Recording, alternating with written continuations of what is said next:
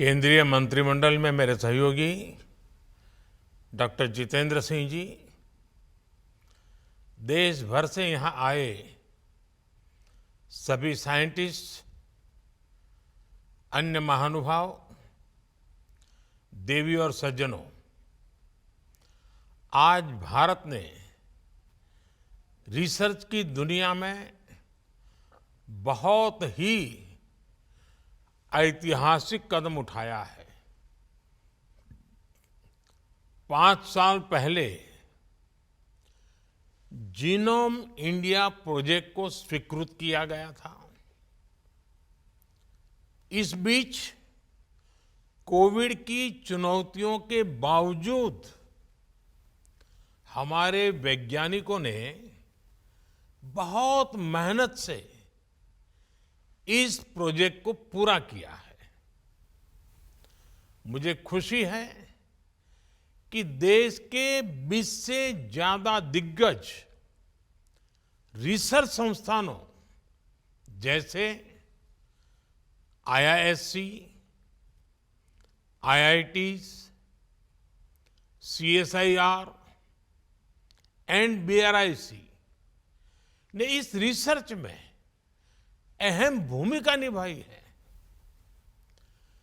इस प्रोजेक्ट का डेटा 10,000 भारतीयों का जीनोम सीक्वेंस अब इंडियन बायोलॉजिकल डेटा सेंटर में उपलब्ध है। मुझे विश्वास है बायोटेक्नोलॉजी रिसर्च के क्षेत्र में ये प्रोजेक्ट एक मील का पत्थर साबित होगा।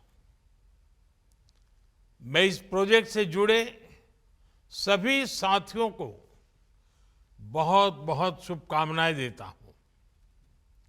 साथियों, जीनोम इंडिया प्रोजेक्ट भारत की बायोटेक्नोलॉजी रिवॉल्यूशन का एक महत्वपूर्ण पड़ाव है।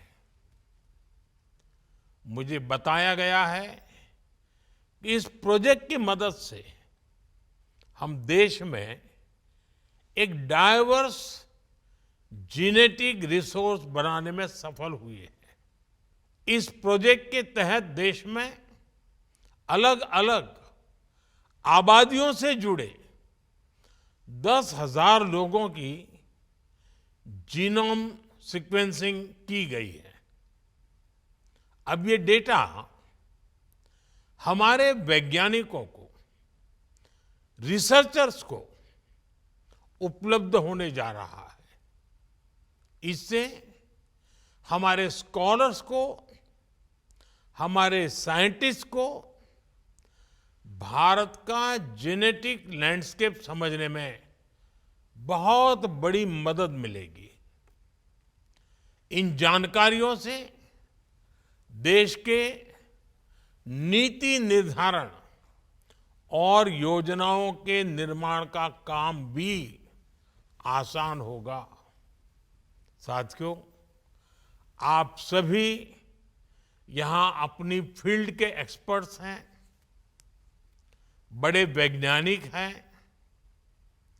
आप भी जानते हैं भारत की विशालता और भारत की विविधता सिर्फ खान-पान, बोलचाल और भूगोल की ही तक सीमित नहीं है। भारत में रहने वाले लोगों के जो जीन्स हैं, उनमें भी काफी विविधता है। ऐसे में बीमारियों का नेचर भी स्वाभाविक रूप से विविधता से भरा हुआ है। इसलिए कौन से व्यक्ति को किस प्रकार की दवा फायदा देगी, ये जानना बहुत आवश्यक है। इसके लिए देशवासियों की जेनेटिक आइडेंटिटी, उसका पता होना जरूरी है। अब जैसे हमारे आदिवासी समाज में सिकल सेल एनीमिया की बीमारी एक बहुत बड़ा संकट है। इससे निपटने के लिए हमने नेशनल मिशन चलाया है, लेकिन इसमें भी चुनौतियां कम नहीं है। संभव है कि सिकल सेल की जो समस्या किसी एक क्षेत्र में हमारे आदिवासी समाज में हो, वो दूसरे क्षेत्र के आदिवासी समाज में ना भी हो, वहां दूसरे प्रकार का हो। इन सारी बातों का पक्का पता हमें तब चलेगा जब एक कंप्लीट जेनेटिक स्टडी हमारे पास होगी। भारतीय आबादी के अनूठे जीनोमिक पैटर्न्स को समझने में इससे मदद मिलेगी और तभी हम किसी खास ग्रुप की विशेष परेशानी के लिए वैसे ही विशेष सॉल्यूशन या फिर प्रभावी दवाएं तैयार कर सकते हैं। मैंने सिकल सेल का उदाहरण दिया है, लेकिन ये इतने तक सीमित नहीं है। ये तो मैंने एक उदाहरण के लिए बताया। भारत में आनुवंशिक रोगों यानी एक पीढ़ी से दूसरी पीढ़ी को ट्रांसफर होने वाली बीमारियों के बहुत बड़े हिस्से से आज भी हम अनजान हैं।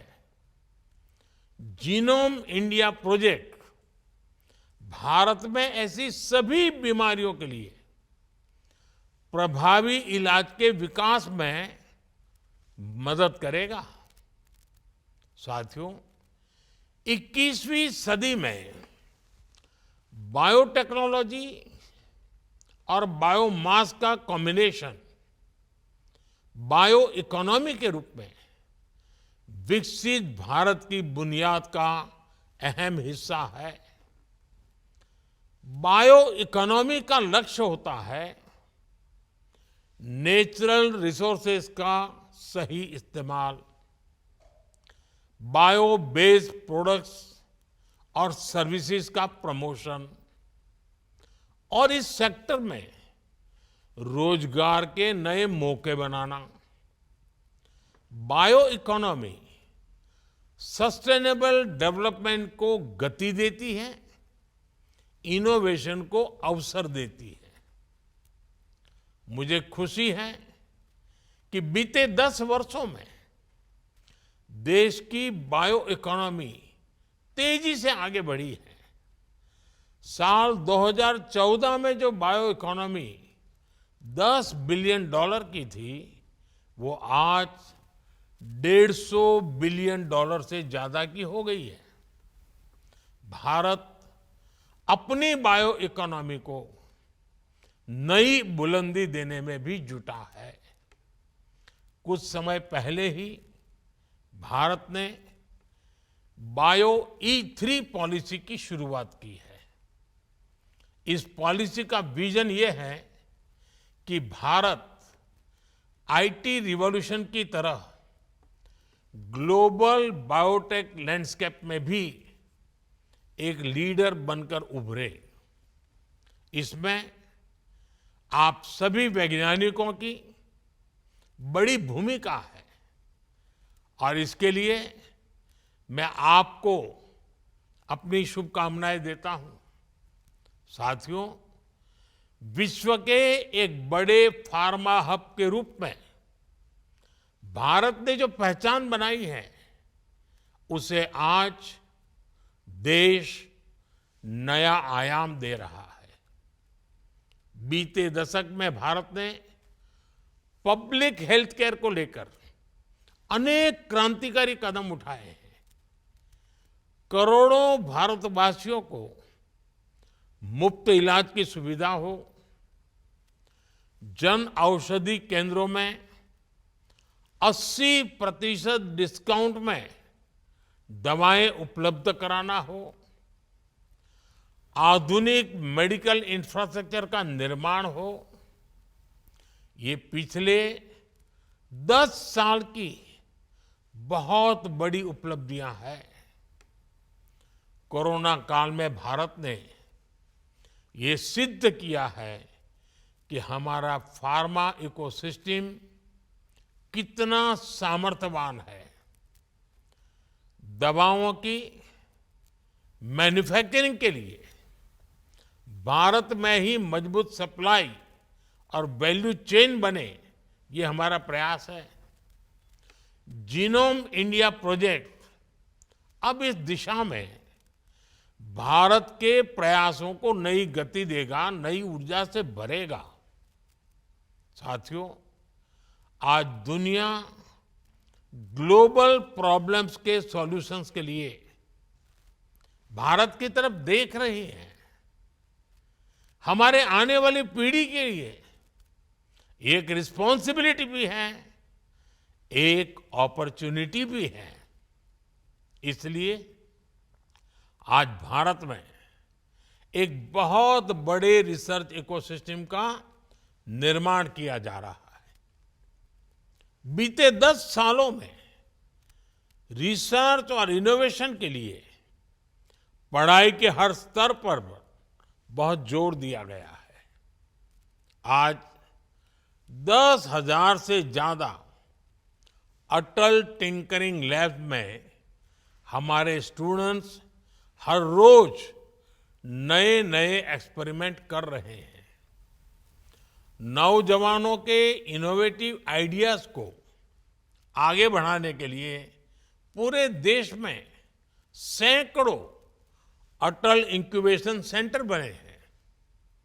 पीएचडी के दौरान रिसर्च के लिए पीएम रिसर्च फेलोशिप स्कीम भी चलाई जा रही है। मल्टीडिसिप्लिनरी और इंटरनेशनल रिसर्च को बढ़ावा मिले, इसके लिए नेशनल रिसर्च फंड बनाया गया है। अनुसंधान नेशनल रिसर्च फाउंडेशन में, उससे देश में साइंस, इंजीनियरिंग, एनवायरनमेंट, हेल्थ, ऐसे हर सेक्टर में और नई प्रगति होने वाली है। सनराइज टेक्नोलॉजीज में रिसर्च और इन्वेस्टमेंट बढ़ाने के लिए सरकार ने 1 लाख करोड़ रुपए का कॉर्पस क्रिएट करने का भी निर्णय लिया है।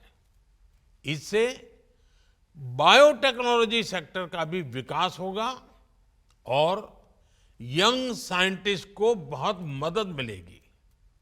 साथियों, हाल ही में सरकार ने वन नेशन वन सब्सक्रिप्शन का एक और अहम फैसला लिया है। दुनिया के प्रतिष्ठित जर्नल्स तक भारत के स्टूडेंट्स की, रिसर्चर्स की पहुंच आसान हो, उन्हें खर्च न करना पड़े, हमारी सरकार ये सुनिश्चित करेगी।